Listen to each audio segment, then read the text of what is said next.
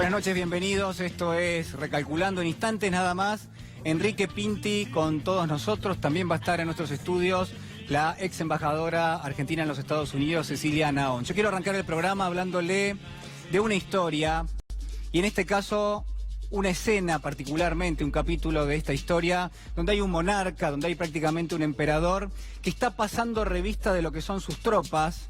Estamos en teoría en una época de guerra, y a partir de allí lo que vamos a ver es cómo en la nave central de ese palacio, cómo en ese salón principal, están frente al rey lo que son sus caballeros, sus hidalgos caballeros, cada uno de ellos con su armadura, y hay la pregunta por parte del monarca a cada uno de ellos, porque lo que quiere corroborar es primero que estén allí quienes dicen que son, y que no hayan enviado a alguien en su lugar. Quiere evitar de alguna manera cierto fraude, y por otro lado quiere poner en juego nuevamente lo que es su excelsa memoria. Es capaz de recordar todos los timbres de voz, dicen que miles, dicen que millones de timbres de voz. Y en eso está este monarca, recorre la larga fila que cruza lo que es esta nave central del palacio, hasta que llega al último lugar. ¿Quién está en el último lugar? Está, dicen algunos, el que es el mejor de los caballeros. Está el que es el más obediente, pero al mismo tiempo el que es el más soberbio. Cuando se acerca ese monarca y le pregunta cuál es su nombre, él le va a decir: Agilulfo Hemo Beltrandino de los Gildivernos, caballero de Selimpia, Citerior y Fez. Y entonces va a ser el monarca el que va a exclamar que quiere conocerlo, que quiere que ese caballero que tiene esa armadura blanca y reluciente, que se destaca del resto, es prácticamente una especie de Don Quijote en el medio de ese salón, que quiere que se levante la visera de ese yelmo y que se presente. Y es ahí cuando nos enteramos nosotros, los lectores de esta historia, que detrás de esa armadura, que debajo de esa cota de malla, que debajo de ese casco, de ese brazal, que debajo de ese codal incluso, no hay absolutamente nadie, que hay un absoluto vacío debajo de esa armadura. Usted se preguntará, y todos aquellos que estamos leyendo esta historia también lo hacemos, ¿es un hechizo? ¿Es un fantasma? ¿Es una mezcla de Don Quijote y el hombre invisible? ¿Es una broma metafísica o acaso es una metáfora presencial? ¿Es una metáfora viviente? Miren, nada de todo eso. Queda clarísimo en la historia que existe una armadura que es de metal, que es blanca y que es reluciente, que esa armadura se mueve, que incluso hay una voz que emerge de ese metal, que es una voz obviamente de características particulares, pero que debajo no hay absolutamente nadie. Hablamos del Caballero Inexistente, esta magistral obra del gran Italo Calvino, este escritor italiano ya fallecido, que nos va a proponer y va a plantar una historia en un tiempo remoto que intuimos que es relativamente medieval, y al mismo tiempo yo le diría que lo va a plantar en un país totalmente imaginario. ¿Cuál es el argumento de la historia? Mire, el argumento es muy sencillo. Este caballero inexistente, este caballero que se llama Agilulfo, quiere encontrar a la que es su Dulcinea, quiere encontrar en definitiva a su doncella, alguien que vamos a entender a lo largo de la historia que lo va a terminar justificando, que va a terminar justificando esta existencia que en definitiva resulta vacua, resulta vacía, si usted quiere, debajo de esa armadura. Este es el argumento, pero claro, hay muchos otros en la historia. Es una historia fantástica en términos literales. Van a orbitar alrededor de Agilulfo lo que son otras historias mínimas, pequeñas memorias irónicas que hacen referencia a amores fraternales, que hacen referencia a amantes que son trasvestidos, que hacen referencia también a escuderos, a monjas. La verdad que está narrada con una picaresca notable, este caballero inexistente. Ahora, yo podría seguir hablándole de esta historia, pero sin ninguna duda el ejercicio que hacemos habitualmente tiene que ver con esto, tiene que ver con los paralelismos, y me quiero quedar con algunos elementos de esta historia. Se la recomiendo muchísimo, por supuesto, como toda la obra de Italo Calvino, y yo podría proponerle que hiciésemos una comparación entre esta armadura, entre este caballero inexistente y nuestro presidente de la Nación, Mauricio Macri. Pero ¿sabe qué? No lo voy a hacer. Hágalo usted si quiere el ejercicio en su casa. Yo también lo haré en la mía, en todo caso, en algún momento donde encuentre cierta tranquilidad. Pero lo que sí quiero proponerle es otro paralelismo. El paralelismo entre lo que es esta armadura, esta coraza de metal, si usted quiere, esta malla que envuelve a una voluntad que se mueve, a una voluntad que se manifiesta, pero debajo de la cual no hay absolutamente nada. Quiero contrastarlo y quiero compararlo con lo que es la gestión de Cambiemos en el Poder, con lo que es la gestión del presidente de la Nación liderando lo que es este poder ejecutivo. ¿Y sabe qué? Déjeme decirle que en ese aspecto, si rascamos un poquito, si miramos a través de la visera, si pedimos que se levante lo que es ese yelmo, lo que es ese casco, seguramente vamos a encontrar que hay un déficit existencial enorme de lo que son las políticas públicas, de lo que son las políticas que están enfocados en los más vulnerables, de lo que son las políticas que tienen que ayudar a que el país crezca, que tienen que ayudar a que el país se desarrolle. En definitiva, nos vamos a encontrar con políticas que van a terminar anteponiendo el interés de unos pocos por sobre el interés de la mayoría, el interés de algunos sectores, sobre todo empresarios, por sobre el interés de lo que es el colectivo, de lo que es, en definitiva, nuestra sociedad. Pero déjeme que haga otra comparación también con este caballero inexistente. ¿Por qué? Bueno, porque Aguilulfo tiene un sistema de valores que me parece que a usted le van a sonar familiares. Aguilulfo es competitivo, Aguilulfo busca la eficiencia, Aguilulfo es individualista, es alguien que se manifiesta con soberbia, es, en definitiva, él cree un meritócrata. Y yo le propongo pensar si estos no son los supuestos valores, y lo pongo entre comillas, que bajan desde el poder político cuando notamos que están reemplazando lo que son los valores fundamentales, los valores que tienen que ver con el bien común, que tienen que ver con las políticas sociales, que tienen que ver con hacer las cosas bien desde el gobierno, para el cual todos los ciudadanos le damos el poder a quienes en definitiva nos terminan representando. De esto se trata la comparación del día de hoy. Porque claro, yo podría decirle que hemos visto en las últimas horas decisiones de gobierno que son sumamente polémicas. Mire, la realidad es que en la Argentina están, por ejemplo, dolarizadas las tarifas, está dolarizado el combustible, también están dolarizadas las deudas, si usted quiere, pero además los peajes. Y uno se pregunta si cada vez que se devalúa la moneda, estos sectores reciben mayor cantidad de ingresos, ¿quiénes son los que elegirán a estos sectores esos ingresos? La respuesta es usted y yo, y aquellos que en definitiva tienen su ingreso en pesos y no tienen su ingreso en dólares. Le pregunto si le parece que es una política regresiva o que es una política progresiva, que en definitiva esto coayuda a lograr una sociedad más justa o en cambio va en detrimento de ese valor que el gobierno debiera preservar y que debiera tener en primer lugar. Además, déjeme decirle otra cosa, por ejemplo, ¿qué pasa con el ajuste que promueve el gobierno? Digo, ¿cuál es, en definitiva, el impacto que tiene en términos económicos y sociales? Usted lo sabe perfectamente bien. Con un mayor ajuste lo que va a haber son menores recursos para lo que son las políticas en educación pública, en salud pública, en vivienda, en desarrollo social, en hacer una economía mucho más inclusiva, en propulsar lo que es el desarrollo económico, pero además, déjeme agregarle otra lectura.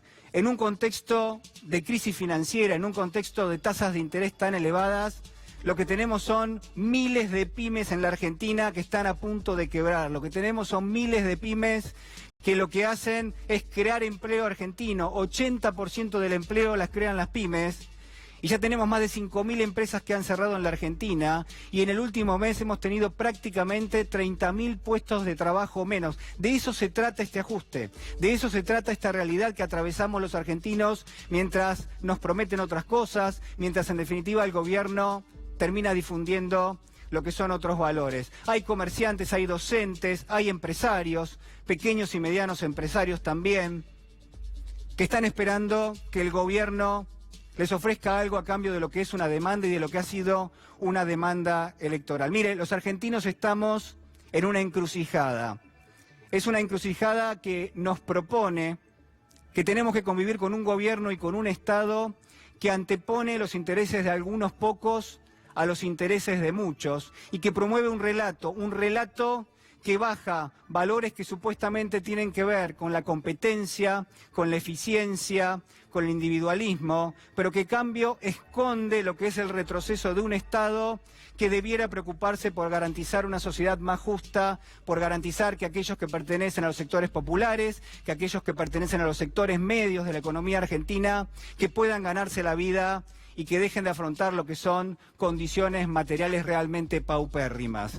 Y si, como alguna vez dijo este gran escritor que es Italo Calvino, detrás de cada historia se esconde una historia mucho más pequeña, pero al mismo tiempo mucho más intensa y más esperanzadora. Mire, ojalá esta sea la antesala de una nueva etapa en la Argentina. No podemos dejar que nos gane la resignación.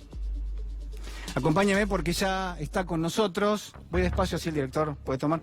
Señor Enrique Pinti, qué gusto tenerlo. ¿Qué tal? Encantado. ¿Cómo está? Está muy bien. Bueno, es una Argentina, yo digo, pensaba, ¿es una Argentina para llorar o es una Argentina para reírnos un poco? No, se puede uno no reír, Sí. no reír, porque la risa tiene un poder liberador, evidentemente, pero hay varios tipos de risa, ¿no? Uno puede reírse por gozo, Sí. por regocijo, porque te hace reír un niño cuando hace una cabriola, un perrito, te hace reír un montón de cosas. Otras cosas son las risas amargas, la carcajada amarga de ver las cosas que no están bien y que por ahí tienen un carácter grotesco. Siempre el humor ha servido para ver al mundo desde un prisma distinto a cómo lo pueden ver, por ejemplo, los políticos, o a cómo lo pueden ver los gobernantes, o a cómo lo pueden ver los especialistas. El humor siempre ha sido irreverente, Sí, con todos los poderes, y siempre se ha reído en general, no todo el tipo de humor, pero el humor crítico ha sido siempre, desde la época de los griegos, ha sido siempre reírse de las costumbres. Castigar riendo las costumbres, así se decía en latín también, sí, en la época de Plauto y de Terencio, de todos ellos que se reían de su sociedad. Molière también se rió de la sociedad que lo mantenía, porque realmente Molière estaba en la corte de Luis XIV, claro, sostenido por Luis XIV. Sin embargo, él, gracias al humor y gracias a lo que hacía, pudo criticar a los hipócritas, pudo criticar a los falsos religiosos, a los falsos médicos, a la mala praxis, a las personas pretenciosas y ridículas, pudo reírse de la sociedad, sí, financiado por un rey, que lo que pasa es que era tan absolutista y tan hago lo que se me canta el culo, que realmente cuando hizo Tartufo, Molière, sí, ahí se zarpó un poco porque se fue por el lado de la iglesia y hubo quejas. Pero Luis XIV hacía lo que se le cantaba el culo. se metió con sectores poderosos en ese momento. Pero Luis XIV era más poderoso que esos poderes y usó ese poder absoluto que tenía. El Estado soy yo, decía él, sin ningún tipo de problema, Sí, que es lo mismo que dicen hoy en día los presidentes electos.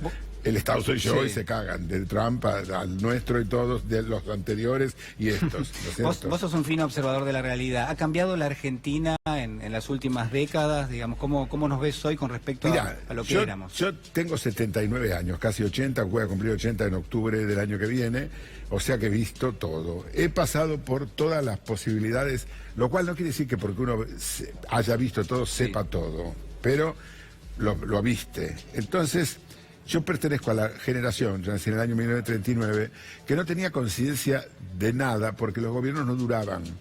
Los gobiernos duraban 2 años, 1 año y medio, 2 años, después venía una dictadura militar que siempre era un alivio porque el gobierno había terminado siempre mal, o se metía la mano en la lata, o había corrupción, entonces venía la marcha militar, parecía que eso traía el orden. Ellos tampoco estaban mucho tiempo, estaban 2, 3 años, y hacían elecciones nuevos, y volvía el gobierno a durar 2 años, 2 años y medio. Entonces, yo durante mucho tiempo, desde que tuve uso de razón, año 46, 47, hasta el 83, pensé que lo único que podía cambiarnos era la continuidad democrática. Sí. Yo decía, sin eso, porque yo vivía una realidad donde la realidad democrática prácticamente no existía, porque nadie terminaba. Y como nadie terminaba su obra, porque era interrumpida inmediatamente por un golpe militar, entonces todo el mundo tenía una deuda. Y decía, yo era bueno, lo que pasa es que no me dejaron terminar.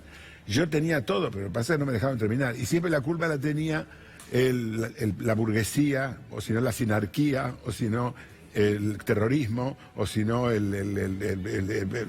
ateísmo, cualquier cosa. Siempre tenía la culpa, y entonces todos los presidentes que no llegaban a su final se convertían en mitos. Entonces, si volviera Perón, si Frondizi levantara la cabeza, si Ilia, ¿por qué lo sacaron? Y todo lo demás. Cuando viene en el 83 la democracia, yo ya tengo una edad. Y entonces yo creo, con la democracia se come, se caga, se mea, todo y la verdad, el cambio fue tan grande que fue una ilusión muy grande, ¿no?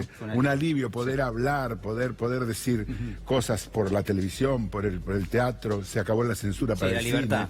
La libertad. Como valor. La libertad. Cuando se arma el desbarajuste y el gobierno de Alfonsín se tiene que ir, se va 6 meses antes, que era un récord, porque en realidad todos se iban después de 2 años. Él duró casi los 6 años, 5 años y medio, pero se tuvo que ir mal, de todas maneras. Y después viene toda una serie de cosas, y yo dije, no, acá la solución es la convergencia.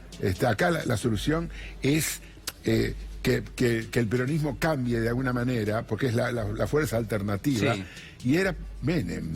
¿Entendés? Que lo que le faltaba al peronismo... Fue una sorpresa total, ¿no? Claro, porque yo había visto el peronismo de Perón, después vi el peronismo de izquierda, que era la guerrilla de todo el quilombo, y después vengo y veo el peronismo neoliberal. Yo dije, bueno, esto ya es el colmo. No, me parece que está bien la fusión, pero no tal fusión que uno no sepa de qué se trata. Después supe de qué se trataba, y entonces cuando terminó el gobierno de Menem, que él terminó las dos presidencias directamente, yo dije, lo que hace falta aquí es una alianza de poderes, y apoyé enormemente esa alianza. ¿Cómo terminó?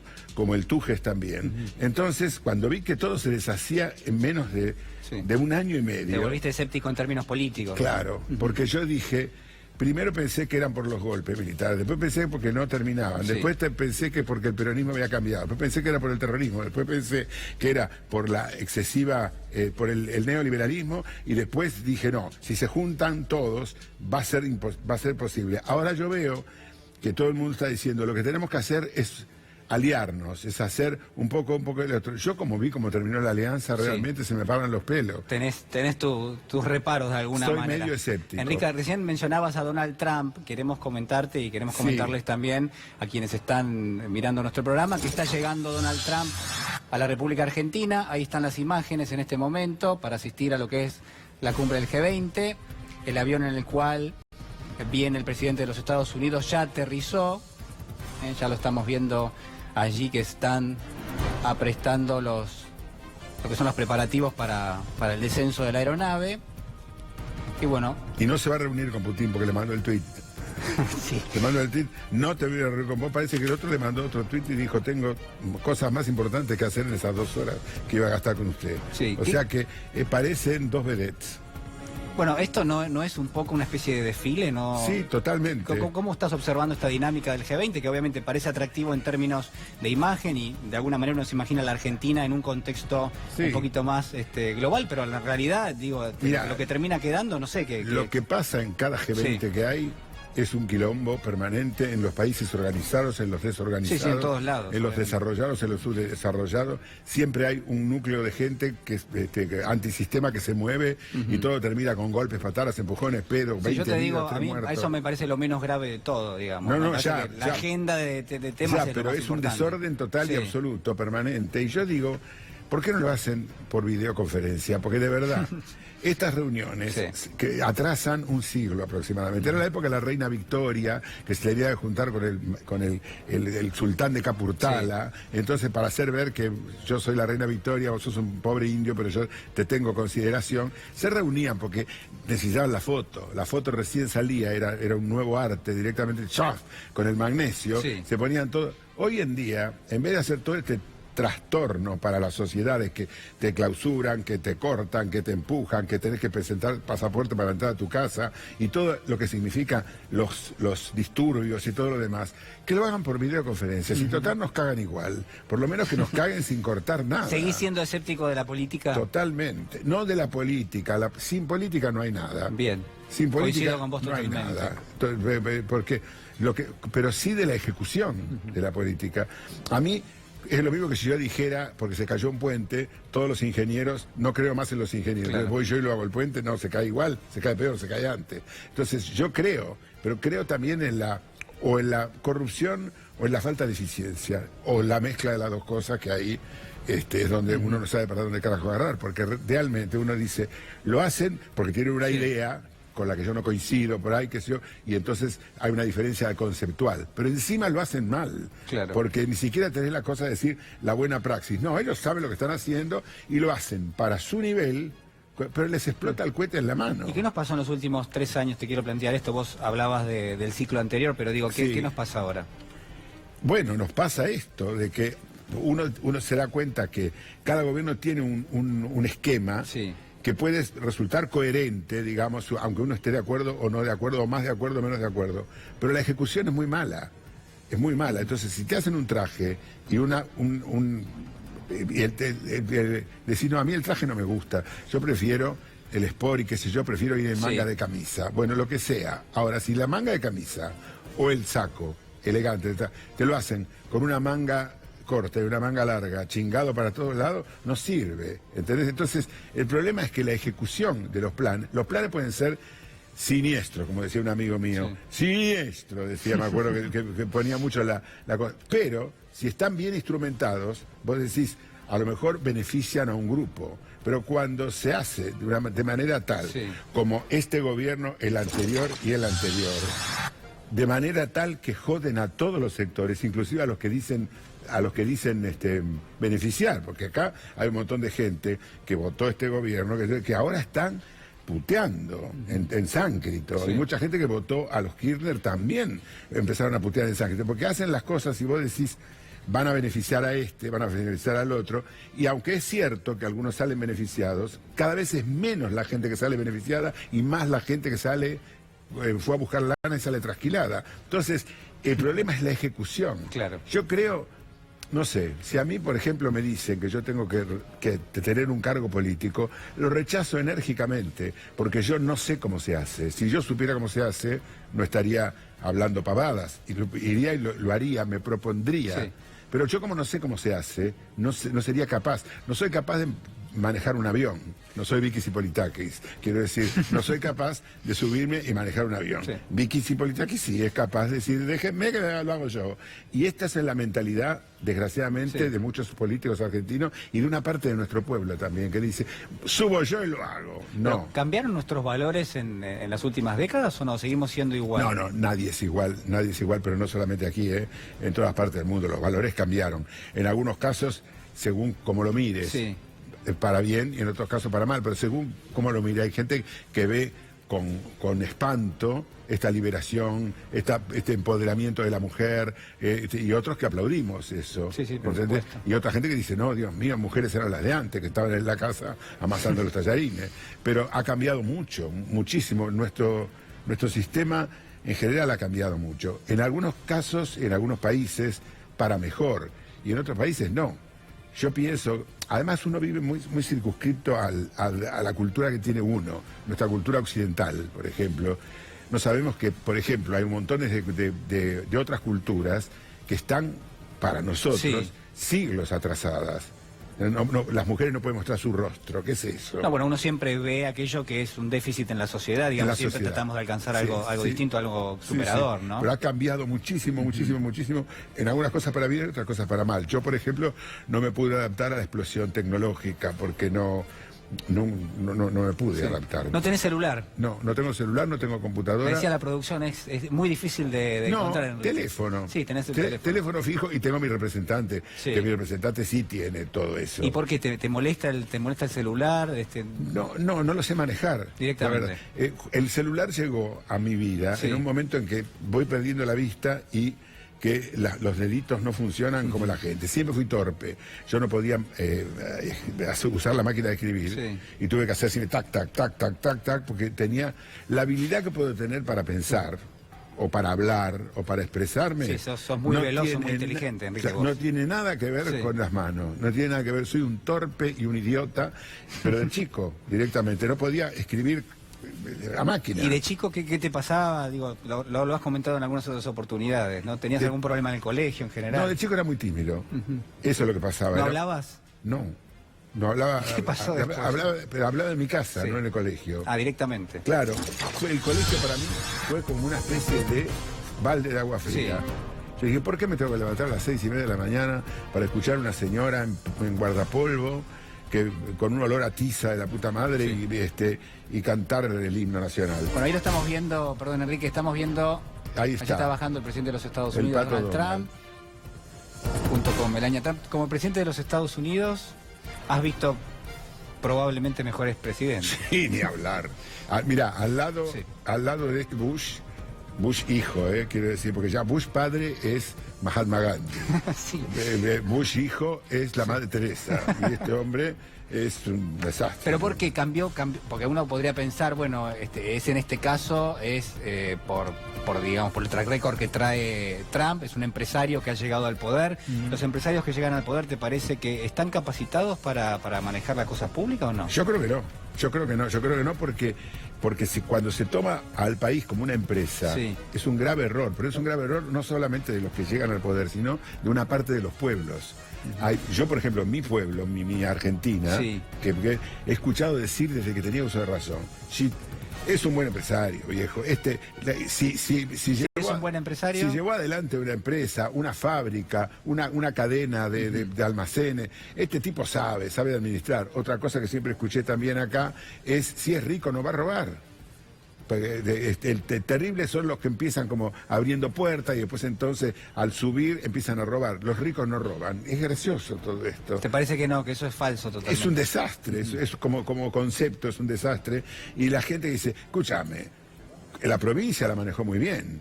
Y sí, está bien, la provincia es una cosa, y sin desprecio de ninguna manera, es una comunidad más reducida. 22 provincias todas juntas que son un país, no es lo mismo, no es lo mismo eso pero nosotros tenemos una especie de tabla rasa y es horrible. Hay gente que piensa que porque es empresario puede ser, y una empresa es una empresa. Vos en una empresa decís, me sobran 40 empleados, entonces yo saco, porque para mi empresa estos 40 sobran y optimizo a los que están. Pero cuando vos tenés que decir, en el Estado tengo que echar a 3 millones... Después, y dejo a 200 personas nada más, después optimizo, y de las 200 personas, 194 tienen que ser amigos míos por la presión política. No, pero además, hay una concepción económica ahí, que es que el Estado tiene determinadas posibilidades que no tienen las empresas, digamos. Desde ¿no? luego, de y generar tiene que actividad ocuparse económica, también. claro. Y tiene que ocuparse de cosas, porque un país es solamente... No es solamente la obra pública o este tipo de cosas. La obra pública es las relaciones exteriores, las relaciones con el mundo, las qué sé yo, el medio ambiente. Por eso me da gracia el G20, que vienen a reunirse para ver quién exporta carne, quién no exporta carne, y son todos esos gobiernos. Sí, en el mejor de los casos para la Argentina, digamos, porque la verdad que la Argentina tiene un margen de negociación reducido. Reducido, pero esa gente es la que, por sus malas políticas, ha envenenado la atmósfera, ha hecho el calentamiento global, hace que el clima sea un desastre, que los terremotos sean cada vez más habituales. Y esa gente es la que dice que va a salvar el mundo, por eso la G no sé de qué es. Es de gángsters, de gansos, de ganadores, ¿de qué es? Pero a ver, por ejemplo, vos decías, bueno, un empresario no necesariamente, o en rigor no lo es, porque hay pocos ejemplos de empresarios exitosos en la administración de la cosa pública, ¿no? Claro. ¿Qué pasa con Bolsonaro en Brasil, por ejemplo? Claro, ¿qué pasa? Porque mucha gente dijo que Bolsonaro era un outsider, que era muy mentira, hace 20 años que venía rompiendo las pelotas. Pasa que era una cosa minoritaria, pero después se fue agrandando. ¿Pero te preocupa Bolsonaro en Brasil? Sí, me preocupa el bolsonarismo en cualquier lado, aunque sea que yo me entere que en Zambia hay un tipo que dice que dice las cosas que dice Bolsonaro, tiemblo igual, porque sé que eso es una peste, que eso que eso obedece a ciertas razones, ciertos paralelos que hay en el mundo. Nosotros acá le echamos la culpa a la falta de seguridad, a los motochorros, a las villas, a todo ese tipo de cosas, que entonces la gente, como es asaltada todos los días 25 veces y está haciendo cola para tomar el colectivo y lo cagan a golpe y se llevan todo, la gente dice, pena de muerte, mano dura, tiene que haber, entonces adhiere a eso. Pero otros países que son mucho más prósperos y más tranquilos, o que tienen una policía más férrea, también tienen el mismo problema. Estados Unidos, pues está la Asociación del Rifle y está toda esa cosa. mal, se arman hasta los dientes directamente y pum, pum, pum, pum. Vivimos en un mundo muy violento y donde la violencia genera más violencia y genera siempre los mesías que dice voy a sacar la violencia y la única manera de sacar la violencia es ser más violento que los violentos. Entonces empezás a comerte los caníbales. Ahora, es paradójico porque cuando viene el embate contra la clase política, en general surgen este tipo de perfiles. Sí. Por eso es peligroso. Sí. Por eso es peligroso el escepticismo político exagerado, porque entonces parecería como uno abona a ese tipo de cosas. Acá son todos malos, así que venga uno y los mate a todos es horrible como mensaje, desde luego. Sí. Lo que pasa es que uno también tiene que ser honesto consigo mismo y ver y comentar lo que vio. Porque si la vejez sirve nada más que para tener diabetes, varices, no poder caminar y no ver un carajo, no sirve. Por lo menos decir, yo te digo lo que me pasó a mí y lo que vi que le pasó a mi generación y a la generación anterior y a la inmediatamente posterior. Ahora, saca tus propias consecuencias y sabes perfectamente que la política tiene que servir para algo, para reformarla. Inclusive. Pero sos optimista, digamos, ves que la Argentina está en algún tipo de proceso de mediano plazo, no digo de corto plazo. ¿No? Yo sigo siendo optimista porque sigo sabiendo y viendo de toda la vida, en las peores épocas y todo, como las individualidades argentinas y del mundo en general han salvado a la gente. Hay una miseria de la puta madre, pero siempre sale alguien. Salió un Gandhi una vez, salió la Madre Teresa otra vez. Vos decís en términos de la humanidad en general. De la humanidad y de la Argentina. ¿La Argentina tiene un salvador, decís vos? No, tiene un montón de gente que no conocemos.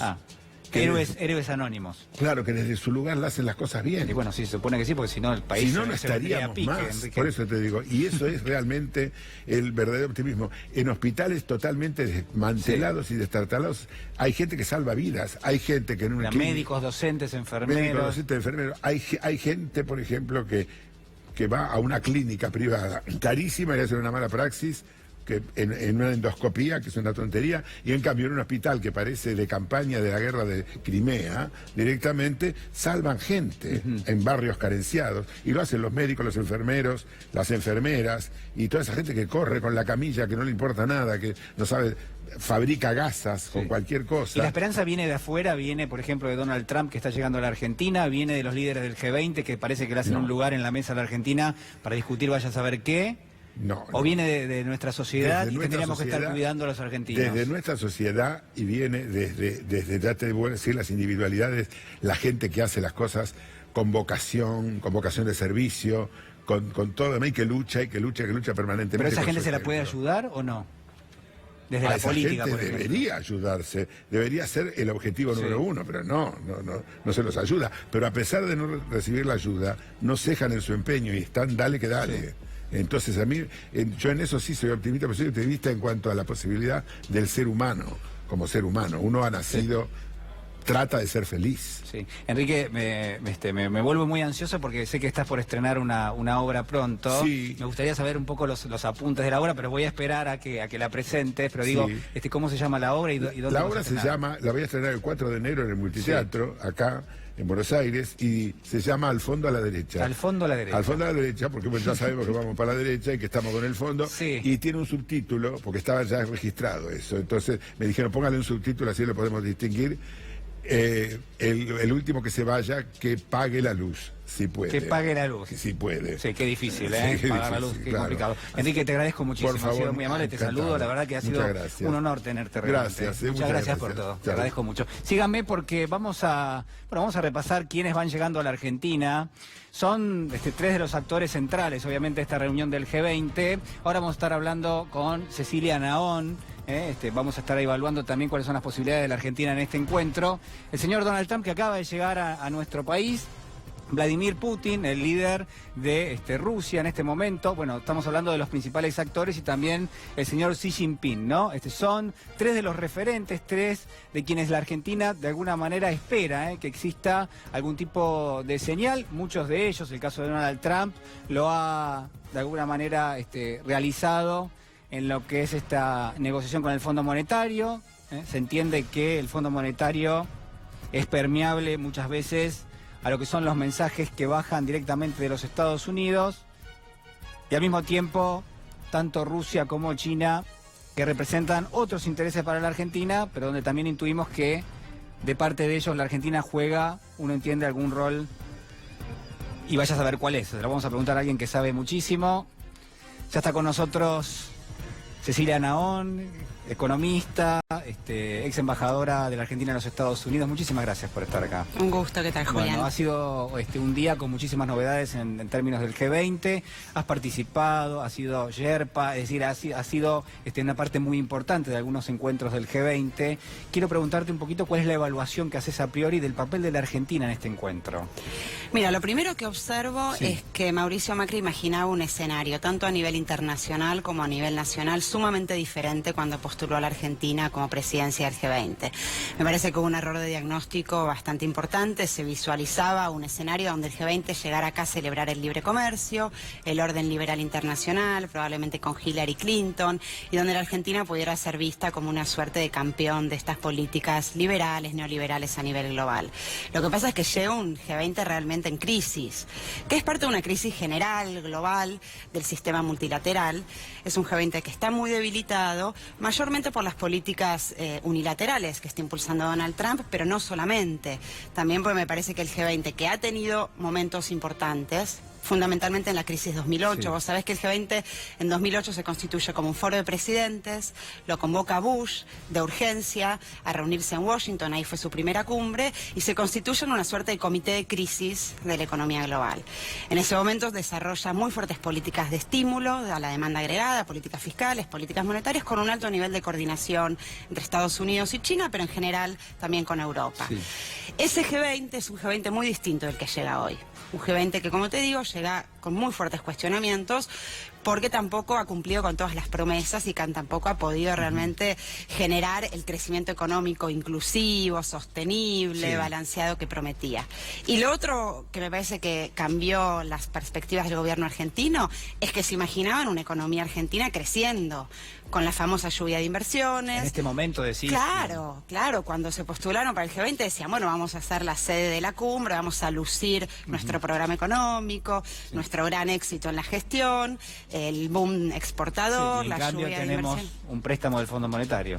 Y estamos en una situación de absoluto fracaso del programa económico, lo mires por donde lo mires. O sea, una economía que este año se va a contraer menos 2,6%, una economía que está destruyendo puestos de trabajo, ¿sabés? 110.000 puestos de trabajo en la industria, una economía con una inflación que es la más alta de 1991 y que además tuvo una devaluación, una corrida cambiaria realmente imparable, que se morfó 30.000 millones de dólares de reservas. Entonces, este contraste entre lo que se visualizaba y lo que estamos viendo, me parece que habla de un gran error de diagnóstico y coloca a la Argentina en una posición de enorme debilidad, de enorme fragilidad, frente al G20 y también incluso a nivel interno. ¿En qué sentido, digamos? ¿Estamos hablando de un tema como es la deuda externa, que preocupa y mucho, o en este sentido de las políticas, por ejemplo, que pueden bajar de los países más poderosos en un contexto donde la Argentina está, de la sensación de que está atada de manos, ¿no? Directamente. Y es que en realidad, digamos, ser la presidencia del G20, ¿no?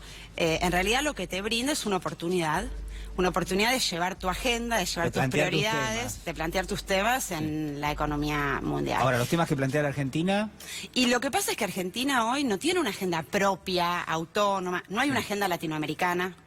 México está teniendo una participación sumamente reducida en el G20. Sabés que la fecha que eligieron para hacer el G20 coincide con el cambio presidencial en México, que es el sábado. Brasil está en una situación de salida de un presidente deslegitimado, que llegó por un golpe institucional, un nuevo presidente que todavía no está en funciones, con lo cual no hay una agenda regional, no hay una agenda propia. Entonces Argentina llega en realidad a ser una suerte de maestro de ceremonias, de orquestador de la reunión, presta el escenario, presta el terreno para que se junte el G20, pero me parece que está perdiendo una oportunidad que teóricamente se podría tener por ser un actor en el grupo como presidencia. Y por eso digo, tiene muchísima debilidad, incluso para plantear temas propios. Si los tuviera, tampoco hay una región unida, tampoco, o sea, plantear temas de peso en el G20, como se hizo en años anteriores, requiere de mucha convicción, de mucha fuerza, de una coordinación muy grande con otros países emergentes. Hoy Argentina está sobreendeudada y Macri necesita el apoyo de esos presidentes que supuestamente tiene que conducir y que tiene que coordinar. En realidad tiene una posición totalmente dependiente. Claro, de debilidad, ¿no? De debilidad. Entonces, ¿qué va a liderar, qué va a conducir si hoy el país no está pudiendo ni conducir un micro de Bocas de manera exitosa al Monumental? Y menos aún no ha podido conducir la economía argentina. Entonces me parece que se recibe el G20 en un contexto muy difícil, muy duro. ¿Te parece que existen políticas que aplican estos países, los países centrales, los países que conforman el G20, que tienen algún tipo de común denominador? Vos hablabas antes de lo que es esta línea de características neoliberales. Digo, ¿la Argentina te parece que tiene un plan económico neoliberal y en todo caso que copia lo que son estas políticas de otros países? Mira, en el G20 y en muchos foros multilaterales hay una divergencia en general bastante grande entre lo que los países dicen y lo que hacen. ¿Sí? Es muy interesante lo que decís. Me parece que si uno mira, por ejemplo, qué hizo Estados Unidos cuando tuvo la crisis financiera más gruesa de su historia, bueno, de los últimos 70 años, ¿no? Pero también lo hizo en el 30. En el 2008, lo que hizo Estados Unidos, lo que hizo Europa, fueron aplicar políticas contracíclicas, fueron a aumentar el gasto fiscal. Estados Unidos, bajo la presidencia de Obama, incluso antes con Bush, terminó llegando a un nivel de déficit fiscal de casi 10 puntos negativos del PBI. Bueno, eso está, vos sabés que estaba observando eso estos días. Prácticamente la totalidad de los países del G20 tiene déficit. Cuando el gobierno lo ha transformado en una especie de mala palabra, pero digo, los países que conforman el G20 prácticamente todos tienen déficit, salvo creo que el caso de Corea, pero el resto prácticamente, digo, tiene en principio un plan económico que de alguna manera busca desarrollar la economía en detrimento quizás, bueno, de las cuentas públicas, pero sabemos que los países no son empresas. Totalmente, bueno, ninguno de los 20 presidentes y algunas presidentas que se van a sentar a la mesa en el G20 este fin de semana, ninguno ni loco tendría un plan de déficit cero. O sea, ni loco. ¿Por qué? Porque es un programa que es profundamente regresivo y profundamente recesivo. O sea, vos, si lo que haces es contraer el déficit fiscal a un nivel en que apagás los motores de la economía, realmente no tenés ninguna posibilidad de generar un crecimiento sostenido. El consumo en la economía argentina representa más del 60% del PBI. El gasto público es un impulsor de la demanda agregada. Por supuesto que hay que tener un manejo responsable del gasto público, de las cuentas públicas. Digamos, nadie está planteando una cosa loca y extrema, pero de ahí a déficit cero. Claro. Me parece que lo que estás haciendo, lo que hizo Argentina... Es una cuestión maniquea, ¿no? Donde se plantea el déficit cero o directamente lo que es, o digo, el déficit cero y un ajuste al mismo tiempo, o en todo caso no hay medidas para desarrollar la economía. Es que lo que necesitamos hacer, que es lo que hacen los países del G20, es impulsar la demanda agregada, es impulsar el crecimiento económico de una manera sustentable a través de políticas contracíclicas. Y además, lo que también está pasando, y esto está fuertemente advertido por el Fondo Monetario Internacional, incluso en su informe de hoy, es que la economía global está en un momento de empoderamiento del sector financiero. ¿Qué quiere decir esto? Que el sector financiero, que en el 2008, todos sabemos, fue uno de los grandes responsables del estallido, que se dijo que se iba a regular, que se iba a controlar para que hubiera menos volatilidad financiera a nivel global, en realidad 10 años después... pues la primera cumbre fue justo, se cumplen 10 años, una década de G20 de líderes. Es un sector financiero que está muy fuerte a nivel global. El nivel de endeudamiento global, este es un dato que a mí me preocupa mucho, o sea, el nivel de endeudamiento global ha aumentado 74% hoy, 74% mayor hoy de lo que era en 2008.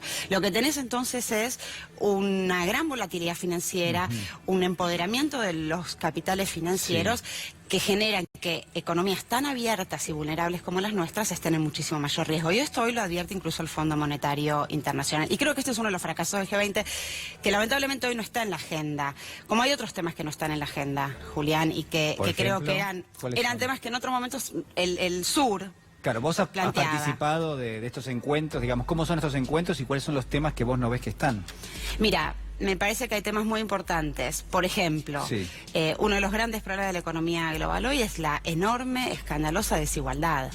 Desigualdad que no es solo mala porque descuida a la gente, porque genera pobreza, porque genera hambre, sino que además es mala en términos económicos. El propio FMI tiene investigaciones que muestran que cuando las sociedades son más igualitarias, tienen crecimientos mejores, crecen mejor, de Pero una más manera parejo, más ¿no? sostenida, Sí. con menor violencia. Claro.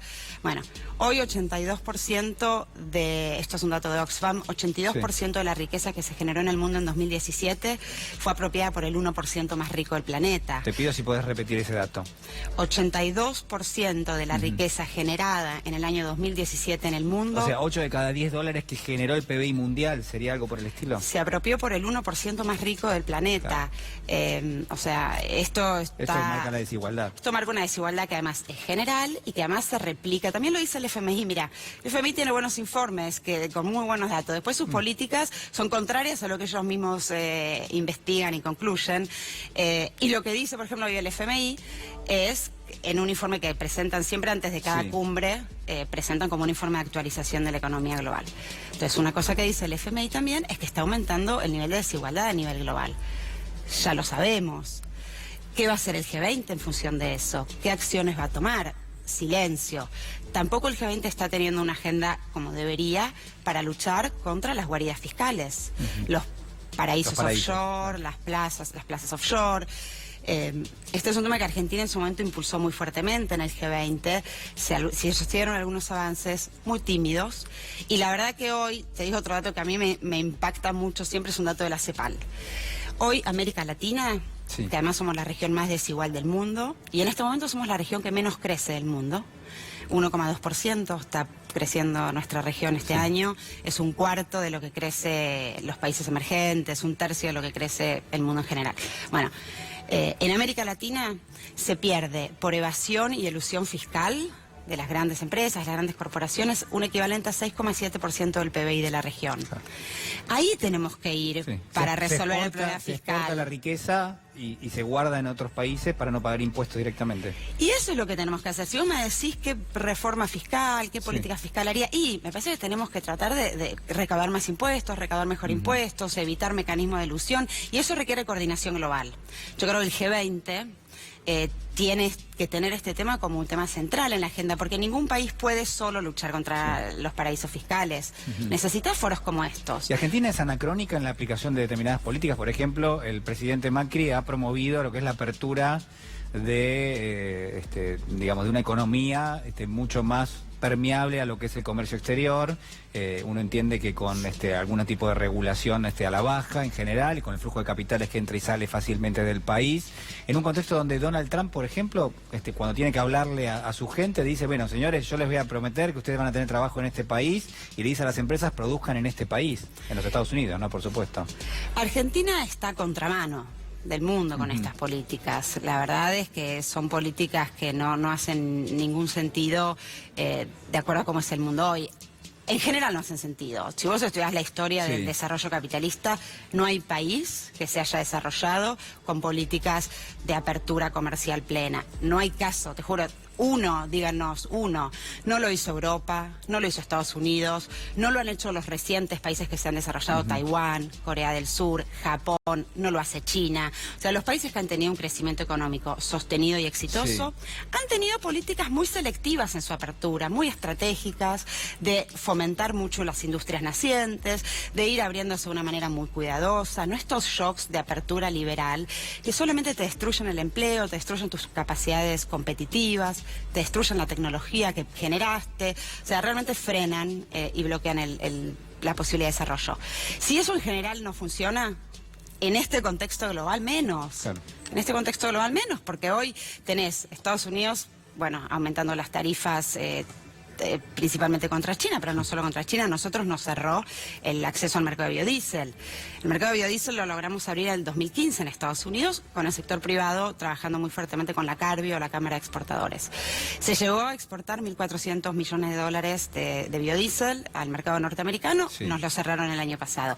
Europa también está con medidas de protección muy fuertes, porque además todos los presidentes europeos, bueno, lo estamos viendo con Macron y con otros, están con unas presiones enormes de sus propios productores agropecuarios, de sus propios trabajadores, porque lo que acá me parece que hay de fondo es que la globalización, que siempre tuvo ganadores y perdedores, durante el último tiempo acumuló una cantidad de perdedores exagerada. Entonces, si vos no distribuís la riqueza de una manera más sustentable, más justa, si no promueves políticas igualitarias, de inclusión, que beneficien además particularmente a los niños, a las mujeres, a quienes realmente generan una gran contribución en términos económicos, pero no ven los beneficios, me parece que tarde o temprano te explotan esas bombas, ¿no? Lo estamos viendo en todos lados. Cecilia, te quiero, la verdad, agradecer muchísimo tu presencia en este programa. No puedo dejar de preguntarte, bueno, te veo ahí que tenés el pañuelo directamente en la muñeca, y preguntarte el papel de la mujer hoy en general. Y digo, y si de alguna manera todavía ves que hay cierto rezago en lo que son los derechos de la mujer en la Argentina y en el mundo, ¿no? Bueno, mira, el G20 hace un par de años tomó nota de la enorme desigualdad que hay en los ingresos salariales entre los hombres y las mujeres en el mundo, y se propuso un compromiso de llegar en el año 2025 a reducir esa brecha salarial en un 25%. La verdad que hoy, un par de años después, lo que vemos es que al ritmo que se viene achicando esa brecha salarial, según el Foro Económico Mundial, tardaríamos casi 217 años en cerrar la brecha salarial. 217 años. Es un escándalo. Y me parece que frente a esto, lo que yo celebro y valoro, y por eso uso el pañuelo y por eso me emociona lo que está pasando en Argentina, es que hay un movimiento feminista diverso, plural, que la verdad que nos está enseñando a todos y a todas a luchar por nuestros derechos, a ampliar y mejorar nuestra sociedad en términos igualitarios, en relación con los derechos reproductivos de las mujeres, en relación con la brecha salarial que existe, pero en una agenda que creo que es muchísimo más amplia y ambiciosa, y qué bueno que hoy tenemos un movimiento hacia nuestro país. A mí me encanta ser mujer y argentina. Bueno, la verdad que te agradezco muchísimo. Me quedo sin tiempo, pero tengo muchísimas preguntas para hacerte. Te invito nuevamente a este programa cuando quieras, ¿no? Sé que estás con base en los Estados Unidos, pero bueno, cada tanto venís a la Argentina, así que nada, te agradezco muchísimo que hayas tenido la deferencia de venir hoy con nosotros. No, lindo charlar contigo, y son temas interesantes para pensar. Muchísimas gracias. Nosotros nos despedimos, nos vamos a reencontrar el próximo lunes a las 11 de la noche aquí en C5N. Muchísimas gracias.